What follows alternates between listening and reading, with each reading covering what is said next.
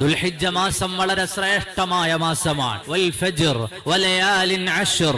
അല്ലാഹു സുബ്ഹാനഹു വ തആല സത്യം ചെയ്തു പറഞ്ഞ പകലുകൾ, സത്യം ചെയ്തു പറഞ്ഞ രാത്രികൾ ശ്രേഷ്ഠമായതിന്റെ പട്ടികയിലാണ് ദുൽഹജ്ജ് ഉൾപ്പെടുന്നത്. വളരെ ശ്രേഷ്ഠമായ മാസം, യുദ്ധം ഹറാമായ മാസം, മറ്റു മാസങ്ങൾക്കില്ലാത്ത ഒരുപാട് പ്രത്യേകതകൾ ദുൽഹജ്ജ് മാസത്തിൽ നമുക്ക് കാണാം. ആ മാസത്തിലാണ് ഹജ്ജ് കർമ്മം നടക്കുന്നത്. ആ മാസത്തിൽ പരിശുദ്ധമായ അറഫയിൽ ആളുകൾ ഒന്നിച്ചുകൂടുകയാണ്. അറഫ ദിവസം അവിടെ ഒന്നിച്ചുകൂടാത്തവർ നോമ്പെടുത്ത് അവരോട് ഐക്യപ്പെടുകയാണ്. ആ മാസത്തിന്റെ വ്യത്യസ്തങ്ങളായ ദിവസങ്ങൾ അല്ലാഹുവിങ്കൽ വളരെ ശ്രേഷ്ഠമായ ദിവസങ്ങളാണ്. പരിശുദ്ധമായ ദുൽഹജ്ജ് മാസത്തെ വളരെയേറെ പവിത്രതയോടുകൂടി നാം ഗൗനിക്കുകയും ആ ദിവസങ്ങളിൽ നന്നായി അമൽ ചെയ്യുകയും ചെയ്യണം. സയ്യിദുനാ മുഹമ്മദുർ റസൂലുള്ളാഹി സ്വല്ലല്ലാഹു അലൈഹി വസല്ലമ തങ്ങൾ നമ്മെ പഠിപ്പിക്കുകയാണ്, അഫ്ളലു അയ്യാമിദ് ദുനിയാ, ദുനിയാവിലെ ഏറ്റവും ശ്രേഷ്ഠമായ പകലുകൾ അത് പരിശുദ്ധമായ ദുൽഹജ്ജിന്റെ ആദ്യത്തെ 10 ദിവസങ്ങളാണെന്ന്